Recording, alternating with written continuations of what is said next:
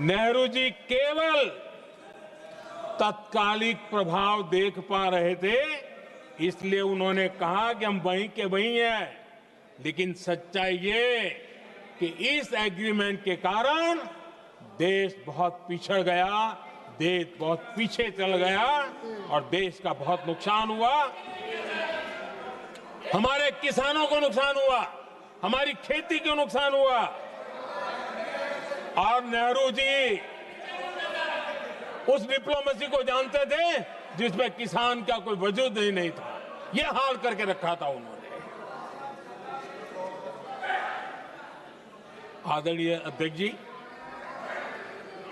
पाकिस्तान आगे दशकों तक भारत के साथ युद्ध और छद्म युद्ध, प्रॉक्सी वॉर करता ही रहा। लेकिन कांग्रेस की सरकारों ने बाद में भी सिंधु जल समझौते की तरफ देखा तक नहीं, नेहरू जी की गलती को सुधारा तक नहीं। आदरणीय अध्यक्ष जी, लेकिन अब भारत ने पुरानी गलती को सुधारा है, ठोस निर्णय लिया है।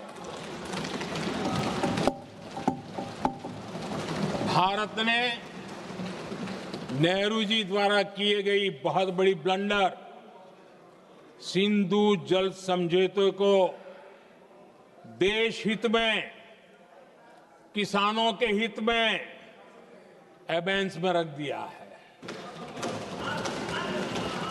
देश का अहित करने वाला ये समझौता अब इस रूप में आगे नहीं चल सकता। भारत ने तय कर दिया है, खून और पानी साथ साथ नहीं बह सकते।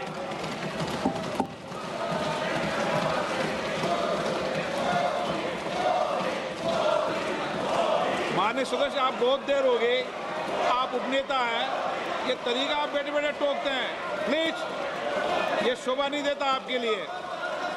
बैठिए बैठिए बैठिए आदरणीय, शोभा नहीं देता आपका। अध्यक्ष जी, आप उपनेता, अपनी मर्यादा बना के रखें। चलिए बैठिए।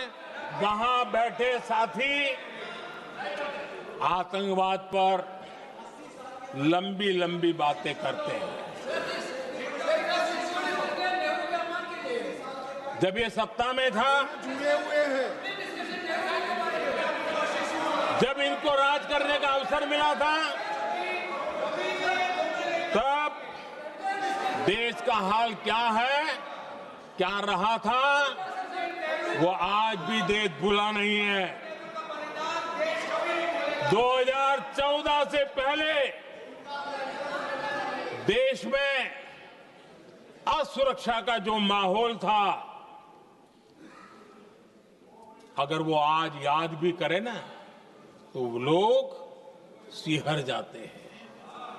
आदरणीय अध्यक्ष जी, हम सबको याद है, जो नई पीढ़ी के बच्चे हैं उनको पता नहीं है, हम सबको पता है। हर जगह पर अनाउंसमेंट होता था, रेलवे स्टेशन पर जाओ, बस स्टैंड पर जाओ, एयरपोर्ट पर जाओ, बाजार में जाओ, मंदिर में जाओ, कहीं पर भी जाओ, जहां भी भीड़ होती है, कोई भी लावारिस चीज दिखे छूना मत, पुलिस को तुरंत जानकारी देना, वो बम हो सकता है। हम 2014 तक यही सुनते आए थे, ये हालात करके रखा था। देश के कोने कोने में यही हाल था। माहौल ये था कि जैसे कदम कदम पर बम बिछे हैं और खुद को ही नागरिकों ने बचाना है। उन्होंने हाथ ऊपर कर दिए, अनाउंस कर दिया। आदरणीय अध्यक्ष जी, कांग्रेस की कमजोर सरकारों के कारण देश को कितनी जानें गंवानी पड़ी, हमें अपनों को खोना पड़ा। आदरणीय अध्यक्ष जी, आतंकवाद पर लगाम लगाई जा सकती थी। हमारी सरकार ने 11 साल में ये करके दिखाया एक बहुत बड़ा सबूत है। 2004 से 14 के बीच जो आतंकी घटनाएं होती थी, उन घटनाओं में बहुत बड़ी कमी आई है। इसलिए देश भी जानना चाहता है, अगर हमारी सरकार आतंकवाद पर नकेल कस सकती है तो कांग्रेस सरकारों की ऐसी कौन सी मजबूरी थी कि आतंकवाद को फलने फूलने दिया। आदरणीय अध्यक्ष जी, कांग्रेस के राज में आतंकवाद अगर फला फूला है तो उसका एक बड़ा कारण इनकी तुष्टीकरण की राजनीति है, वोट बैंक की राजनीति है। जब दिल्ली में बाटला हाउस एनकाउंटर हुआ, कांग्रेस के एक बड़ी नेता के आंख में आंसू थे, आतंकवादी मारे गए इसके कारण।